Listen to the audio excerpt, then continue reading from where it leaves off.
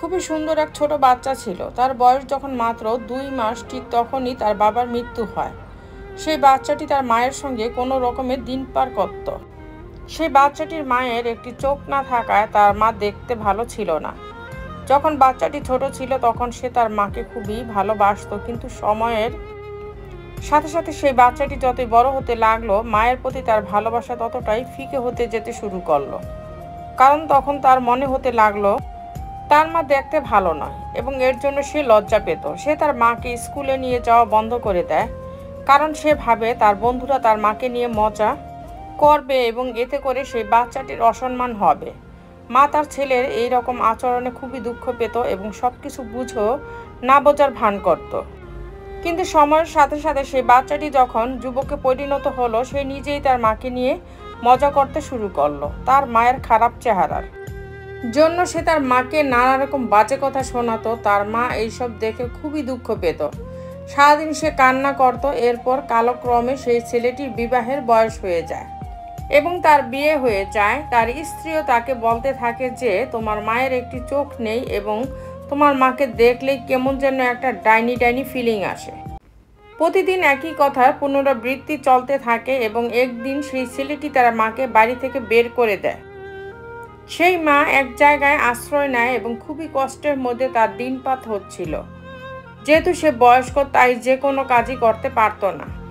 এরপরে একদিন সেই ছেলেটির জন্মদিন চলে আসে এবং তার মা একটি চিঠি ও একটি ফুল নিয়ে তার ছেলের বাড়ির উদ্দেশ্যে যাত্রা শুরু করে। সেই মা তার ছেলের বাড়ি পৌঁছে যায় এবং দরজায় বেল বাজায়। তার ছেলে এসে দরজা খোলে এবং সে ছেলের হাতে সেই চিঠি এবং ফুলটি দিয়ে জন্মদিনের শুভকামনা জানিয়ে আবার পুনরায় ফেরার পথে চলতে থাকে। এরপর সেই ছেলেটি ভিতরে গিয়ে পাশে ফুলটি রেখে চিঠিটি পড়তে থাকে। সেই চিঠিটিতে লেখা ছিল, বাবু, আমি জানি যে আমার একটি চোখ নেই এবং এর জন্য আমাকে দেখতে অনেকটা ডাইনির মতো লাগে, কিন্তু বাবু, আমি আজ তোমাকে এমন একটি কথা বলতে চলেছি যেটি আমি কোনোদিনই তোমাকে বলিনি। তোমার বয়স যখন মাত্র 6 মাস ছিল তখন তুমি বিছানা থেকে নিচে পড়ে গিয়েছিলে এবং বিছানার নিচে থাকা একটি খেলনা তোমার চোখে লেগে যায়।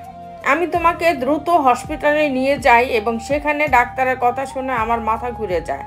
ডাক্তার বলে আপনার ছেলের একটি চোখ চিরতরে অন্ধ হয়ে গিয়েছে, কোনো মতেই আর সেই চোখটিকে ঠিক করা সম্ভব নয়। আর এর শেষ উপায় হিসেবে ডাক্তার বলেছিল কেউ যদি আপনার ছেলেকে চোখ দান করে কেবলমাত্র তাহলে সে আবার দৃষ্টি ফিরে পাবে। আমি কাল বিলম্ব না করে ডাক্তারকে বলি আমার একটি চোখ আমার ছেলেকে দিয়ে দেন, আর সেদিনই আমার একটি চোখ তোমার নষ্ট হয়ে যাওয়া চোখে প্রতিস্থাপন করা হয়। এরপর তুমি তোমার হারানো দৃষ্টি ফিরে পাও। আমার একটি চোখ না থাকায় সেদিন থেকেই আমার সুন্দরতা হারিয়ে যায়। বাবু, আমি কোনোদিনই তোমার খারাপ চাইনি। সব সময় একটা কথা মনে রাখবে, বাবা মা দেখতে খারাপ হতে পারে কিন্তু তাদের হৃদয় সর্বদা সূর্যের আলোর থেকেও সুন্দর এবং স্বচ্ছ। এই চিঠিটি পড়তে পড়তে নিজের অজান্তেই ছেলেটির চোখ থেকে জল পড়তে থাকে। সে দৌড়ে গিয়ে তার মায়ের যাত্রাপথের দিকে তাকায়, কিন্তু সে দেখে তার মা আবারও হারিয়ে গেছে।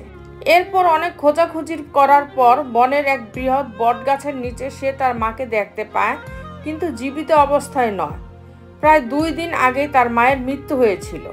তার চোখ থেকে কান্নার চিহ্ন ছেলেটি দেখতে পায়। এবার ছেলেটি কান্নায় ভেঙে পড়ে এবং আফসোস করতে থাকে।